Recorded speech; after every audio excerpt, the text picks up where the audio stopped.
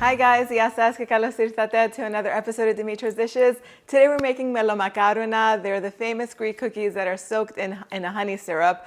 They're so soft and delicious, and they last so long, so you can make many batches of these and keep them on hand, so whenever you have last minute guests coming in for coffee, you just take these out and you will delight them. They're so easy to make. Now, I have done this recipe a while back, but I'm refreshing it because I have some new tips and tricks for you. And this time I'm not using a mixer. I'm doing everything using a big bowl and just basic kitchen tools and things like that. Let's get started. So we're gonna begin by making the honey syrup. In a saucepan, go ahead and add 2 cups of granulated sugar, 2 cups of water, mix that all together, and as soon as it comes to a boil, turn the heat off and just go ahead and stir in 2 cups of Greek honey. If you can get Greek honey, it has the best aroma and the best flavor. We have some in our shop, so you can go over there and check it out. Mix it all together, and then once everything is melted, set it aside. So the syrup needs to stay a little bit warm. If it cools down, we could just warm it later on. Now let's move on to making the cookie dough. So I'm gonna add half a cup of sugar to a little bowl, and then we're gonna need 1 cup of oil. I like to do half and half light olive oil and half really good quality cold pressed extra virgin olive oil because it has really good flavor. You can do all light olive oil if you don't want the olive oil flavor, but it's really nice and it's traditional.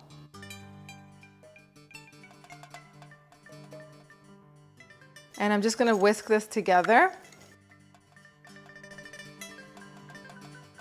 Okay, to that, I'm gonna add half a cup of orange juice. This is freshly squeezed. So to the orange juice, I'm gonna go ahead and add half a teaspoon of baking soda and just mix it all up. It's gonna bubble up. And I love doing this because you'll never get that bad taste of baking soda if you mix it with the acid. And today we're using orange juice to do that. It'll just disperse throughout the dough and it'll do its job, which is to keep the cookie nice and soft, and you won't get that salty aftertaste that it leaves. So go ahead and mix it all together. Those are the wet ingredients. Now we're gonna get the dry ingredients ready. This is 4 cups of all-purpose flour or 580 grams. To it, I'm gonna add a teaspoon of baking powder.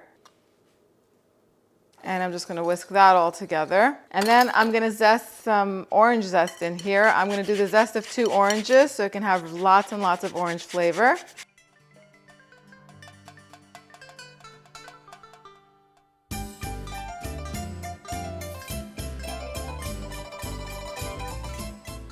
And then go ahead and whisk that all together. And now I'm just gonna add the wet ingredients to the dry ingredients, and I'm just going to use my hand to knead it all together until it's just combined. The thing about this cookie batter or this cookie dough, you don't want to over knead it because then the oil starts to separate from it and you won't have soft, tender cookies. Now, of course, you could do this with a spatula. You don't have to use your hands.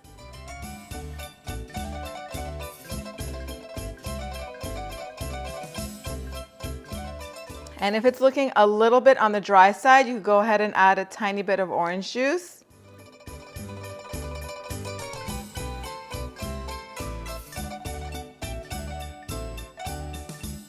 And that's it. The dough is ready. Now it's a good idea to let it rest for about 15 minutes, but I'm gonna roll it out because I don't do the traditional method. So the traditional method is to take a little walnut-sized piece and clean your hands first, otherwise you're gonna have a mess.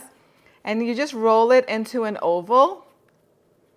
Now you can make these as big or as small as you want. This is usually how they're made, but I find this a little bit more time consuming. Of course, you can do it this way if you want to keep that traditional shape, but what I do is I roll them out and I cut them with cookie cutters, and I'll show you how to do that right now. So you just want to roll this out, and it shouldn't be sticky at all. Roll this out to about 1/2 inch in thickness. If it is sticky a tiny bit, then you can just put a little bit of oil on your rolling pin and that should take care of the problem. You don't want to add any additional flour to this because you want these cookies to be nice and soft and light.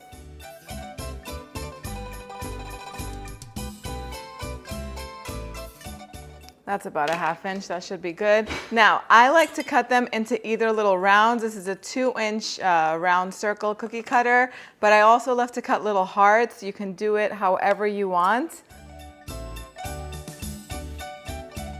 And cut them close to each other so that way you don't have that much left to roll out later on.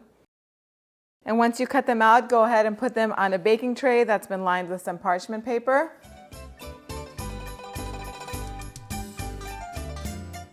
And then with a fork, go ahead and pierce the top to make a decorative little pattern. And I'll also cut out some hearts so you can see both of them. Look at how cute they are.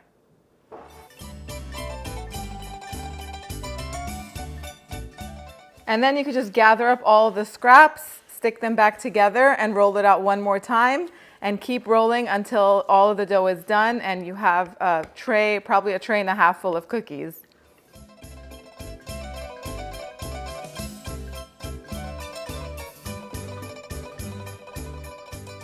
So this batch makes about 27 or 28 2-inch round or heart-shaped cookies. If you're gonna make them a little bit smaller, you'll get more. They're ready to go in the oven. You can preheat the oven to 350 degrees Fahrenheit. And these are gonna go in and bake for about 35 minutes or until they're beautifully golden all around.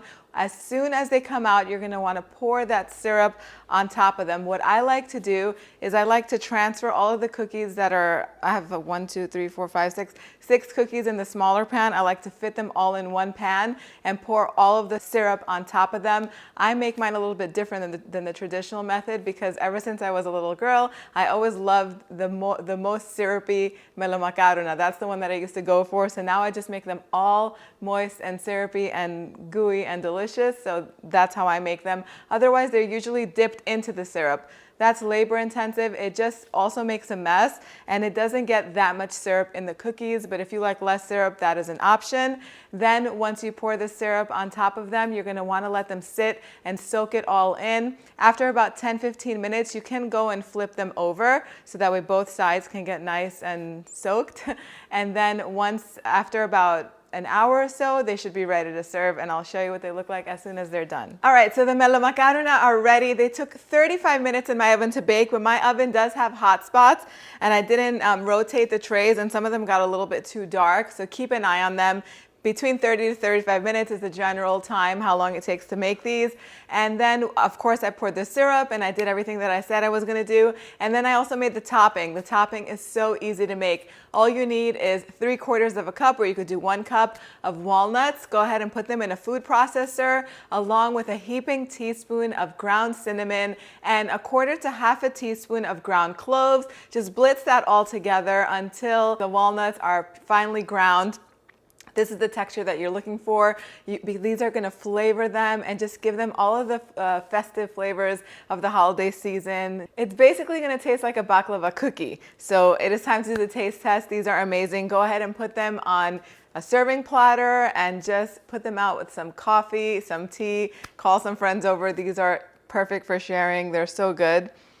My mouth is watering, and just look at them. They're still slightly toasted on the top, but they're so soft on the inside.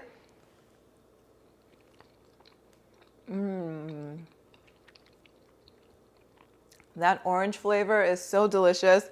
The cinnamon and the cloves and the topping, you can really taste that too. These cookies are definitely my favorite.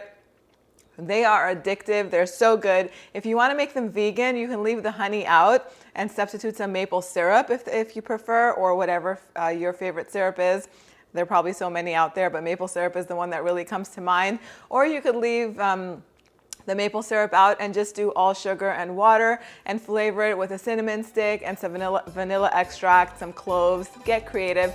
Let me know what you guys are doing in the comment section down below. If you want to learn how to make chocolate covered Melomakarona, click over here and I'll see you right over there. Yes, us.